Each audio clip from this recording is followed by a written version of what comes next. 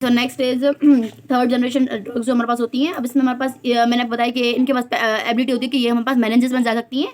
तो हम लोग इसको जो है ना सब मेनेंजेस में जा सकती हैं सिवाय 2 के। आप लोगों को एक्सेप्शंस हमेशा याद रखनी है। कौन कौन सी? सेफोप्रोक्सटिन और सेफेक्सामिन। 2 हम लोगों ने यहाँ पे एक्सेप्शंस देखी थी। कौन कौन सी? सेफाप्रोजोन और सेफ्ट्रैक्सोन, और 2 यहाँ पे देखी हैं, सेफाप्रोजोन और सेफेक्सामाइन। ठीक है, ये हमारे पास मेनेंजेस में नहीं जा सकती हैं, मतलब ब्लड ब्रेन बैरियर को क्रॉस नहीं कर सकती।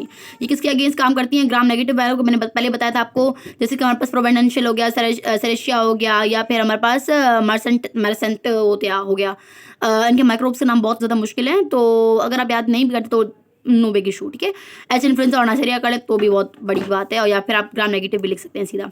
सेफ्ट्रैक्सोन और सेफ्टोक्सामाइन जो है ना, ये हमारे पास किसके अगेंस्ट होते हैं? जो हमारे पास PRSP होता है, मतलब कि पेनिसिलिन रेजिस्टेंट जो निमोनिया होता है उनके अगेंस्ट। और जो है ना उसके बाद है कि जो सीडोमोनाज है ना, सीडोमोनाज के अगेंस्ट हम लोग कौन कौन से देते हैं? ये 2 देते हैं, सेफाप्रोजोन और जाइडपीन। और उसके बाद जो हमारे पास बैक्टीरिया फ्रेजिलिस है, उसके लिए हम लोग देते हैं यार names are just so difficult. Ceftizoxime. Okay, sorry for the wrong pronunciation if I am pronouncing it wrong. Next is ceftriaxone हम लोग पारेंटली देते हैं, जबकि सेफेक्साइम हमारे पास हम लोग ओरली देते हैं। और ये जो हमारे पास होती है ना ड्रग ऑफ चॉइस है इन द गोनोरिया, ये आप लोग को बात याद रखनी है। कौन कौन सी? सेफ्ट्राइक्सोन और सेफेक्सामाइन। ठीक है, ये drug of choice in the gonorrhoea, ये आप लोग को बात याद रखनी है। उसके बाद हमारे पास एक्यूट ओटाइटिस मीडिया में हम लोग सेफ्ट्राइक्सोन देते हैं। 1 इंजेक्शन सेफ्ट्राइक्सोन की दे दो, या फिर एम्पेसिलिन को, मतलब जो पेनिसिलिन का है वो, उसको 10 दिन चलाते रहो, आप लोगों की मर्जी है। अब 4th जनरेशन वाला जो होता है सेफापाइम होता है, ये मैंने आपको बता दिया, एक ही ड्रग होती है, ग्राम नेगेटिव के लिए होता है। हीमोफिलस इन्फ्लुएंजा, एंटेरोबैक्टर, नाइसेरिया हो गया, PRSP हो गया। ठीक है, उसके बाद टॉक्सिटीज में हम लोग आते हैं, तो हमारे पास वही जो हमारे पास होती है, एलर्जीज हो गया, एनाफाइलेटिक शॉक हो गया, स्किन रैशेज हो गए, वही आप लोग को लिखना है। मोस्टली इसमें यही आएंगे। और उसके अलावा जो है ना जब हम लोग क्रॉस उसकी बात करते हैं, रिएक्टिविटी की बात करते हैं, तो उनके होती है बट बहुत कम। तो अगर हमारे पास कोई पेनिसिलिन रेजिस्टेंट है तो हम लोग उसको सेफलोस्पोरिन दे सकते हैं। ठीक है, उसके बाद लेकिन अगर किसी को पेनिसिलिन से एनाफाइलेक्सिस हुआ है तो हम लोग उसको सेफलोस्पोरिन नहीं दे सकते, ये आप लोग को बात याद रखनी है। उसके अलावा क्या होता है कि फ्लेबाइटिस आप लोग का होती है, इससे पेन होती है इंट्रामस्कुलर, और उसके अलावा नेफ्रोटॉक्सिटी होती है। अगर हम लोग उसको अमाइनो ग्लाइकोसाइड्स के साथ देते हैं तो इनमें हमारे पास क्या होती है? नेफ्रोटॉक्सिटी होती है। ठीक है, तो अच्छा, अब हम लोगों को यहाँ पे भी डिफरेंशिएट करना है कि पेनिसिलिन को हम लोग जब दे रहे थे तो उनका जो एक्शन है वो इंक्रीज हो रहा था, यहाँ पे ये जो नेफ्रोटॉक्सिटी कॉज कर देगा। उसके बाद है कि हमारे पास ये 3 ड्रग्स आती हैं मिथाइल थायोटेट्राजोल ग्रुप में। कौन कौन सी? सेफमेंडोल, सेफाप्रोजिन और सेफोटेटेन। अब मैंने आपको कैसे याद करता है? मेंडोल वाला कौन सा था? जनरेशन 2 था। सेफोप्रोजिन जनरेशन 3 था। उसके बाद सेफोटेटेन, ये भी हमारे पास जनरेशन 3 था। तो ये हमारे पास जो होती है ये हाइपोप्रोथ्रोम्बेनीमिया करवाती हैं और डायसल्फाइड लैक्टेशन करवाती हैं। ठीक है, अब हम आते हैं अदर्स पे। अब इसमें हमारे पास है एजोट्रिनिन, और इसमें हमारे पास मोनोबैक्टेम्स आते हैं। ये हमारे पास मोनोबैक्टेम्स है। मोनोबैक्टेम्स हमारे पास किसके अगेंस्ट होते हैं? क्लेप्सिला, सीडोमोनास और सेरेशिया। और ये हमारे पास एक क्वेश्चन आया हुआ था कि क्लेप्सिला जो है, हमारे पास क्लेप्सिला नहीं लिखा हुआ था डायरेक्टली, वहाँ पे लिखा होता है कि कम्युनिटी हॉस्पिटल एक्वायर्ड जो निमोनिया होता है वो कौन, मतलब उसके लिए आप लोग कौन सी देंगे? तो वहाँ पे हम लोग पास था एस्ट्रोनिम।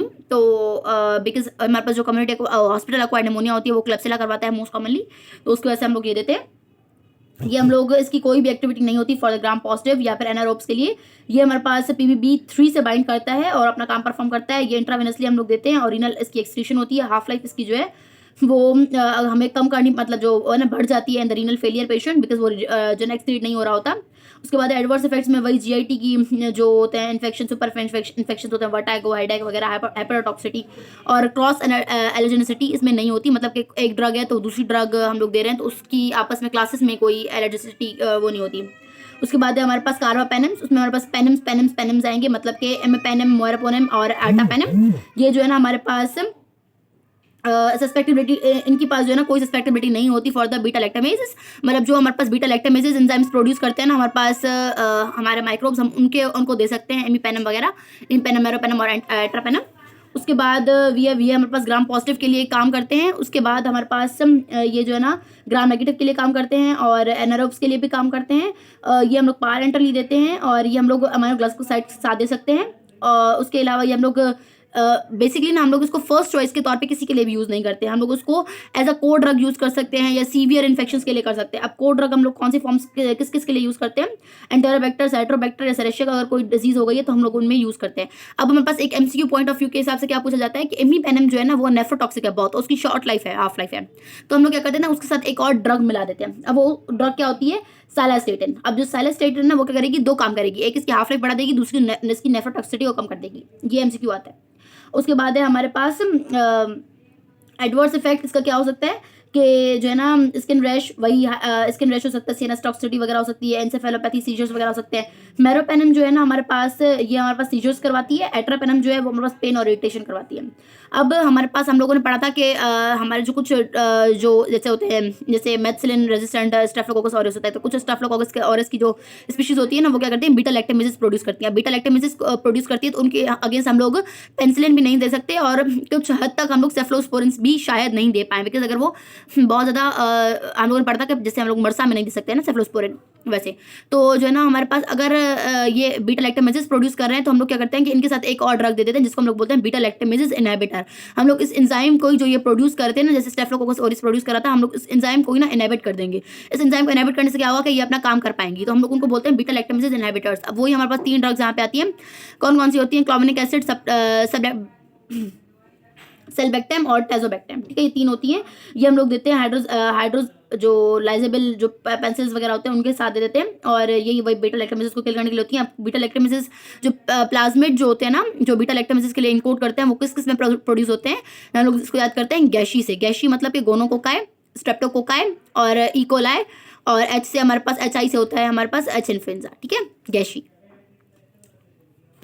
Okay, next we have others में। अब अदर्स में हमारे पास आते हैं वेनकोमाइसिन आती है, फॉस्फोमाइसिन आती है, बेस्ट्रासिन आती है, साइक्लोसिन आती है, डेप्टोमाइसिन आती है। सबसे पहले जो वेनकोमाइसिन है वो हमारे पास वेक्ट्रासाइडल है, और ये हमारे पास क्या करती है?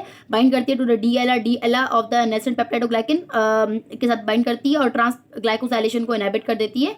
रेजिस्टेंस इसकी कैसे होती है कि हम लोग वो बैक्टीरिया क्या करता है कि DLR को डीलेक्टेट से जो है ना वो कर देता है, रिप्लेस कर देता है, ताकि DLR होगा ही नहीं तो वो बाइंड किससे करेगा, ठीक है।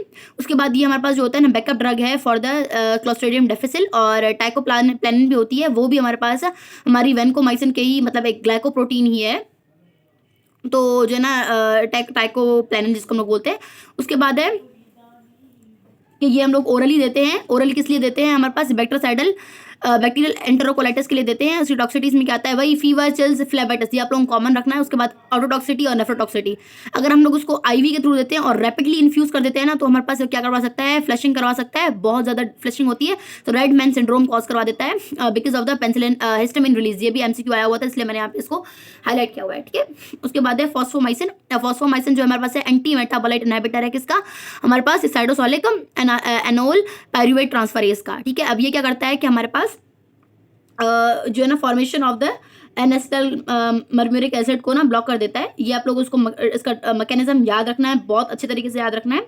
और ये रेजिस्टेंस कैसे होता है इसका कि ये इसकी एक्यूमुलेशन को कम कर देता है, और ये हमारे पास हम लोग किसके साथ देते हैं? बीटा लैक्टेम ड्रग्स के साथ देते हैं, या फिर किनलोन एंटीबायोटिक्स के साथ दे सकते हैं।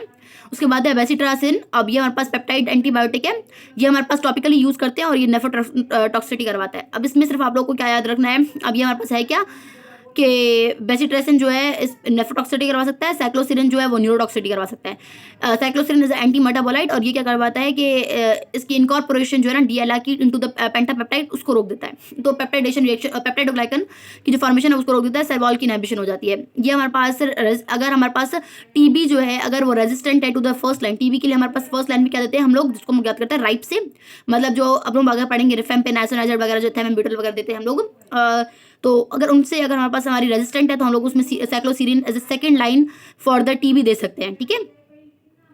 उसके बाद हमारे पास जो है डेप्टोमाइसिन। अब ये क्या है कि साइक्लिक लाइपोपेप्टाइड है। अब लाइपोपेप्टाइड के साथ हमारे पास ये अगेंस्ट वर्षा के लिए हम लोग यूज़ कर सकते हैं। मैंने आपको बताया था ना कि वेनकोमाइसिन भी हम लोग मरसा के लिए यूज़ कर सकते हैं, ठीक है। अगर हमारे पास मरसा है मतलब मेथिसिलिन रेजिस्टेंट है तो हम लोग उसके लिए क्या देते हैं? ये देते हैं। और अगर ये हमारे पास वेनकोमाइसिन से भी रेजिस्टेंट है तो हम लोग क्या दे देंगे? डेप्टोमाइसिन दे देंगे, ठीक है।